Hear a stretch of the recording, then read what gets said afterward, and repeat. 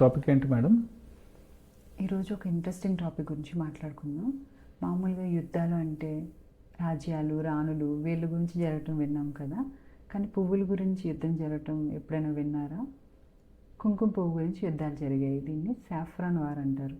ఈరోజు మనం కుంకుమ పువ్వు గురించి మాట్లాడుకుందాం. ప్రెగ్నెన్సీలో కంపల్సరీగా కుంకుమ పువ్వు వాడాల్సిందేనా? లేదు, ప్రెగ్నెన్సీలో కుంకుమ పువ్వు అన్నది కంపల్సరీ కాదు.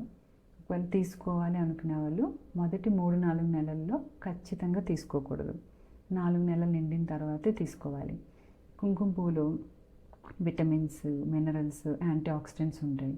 సో ఇది తీసుకోవటం వల్ల ఏంటంటే డైజెషన్ ఇంప్రూవ్ అవుతుంది, నిద్ర బాగా పడుతుంది. నైట్ పడుకునే ముందు తీసుకోవటం వల్ల మూడ్ స్వింగ్స్ తగ్గుతాయి. అండ్ ఇది నార్మల్ డెలివరీకి కూడా హెల్ప్ చేస్తుంది. అలా అని చెప్పి అందరూ తీసుకోకూడదు.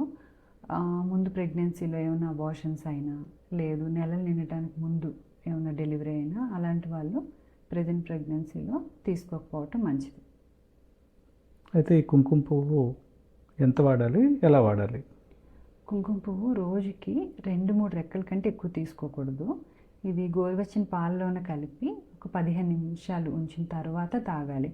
ఒకవేళ పాలు అలవాటు లేని వాళ్ళు అనుకోండి, గోరువెచ్చని వాటర్లో కలిపి కూడా తాగొచ్చు.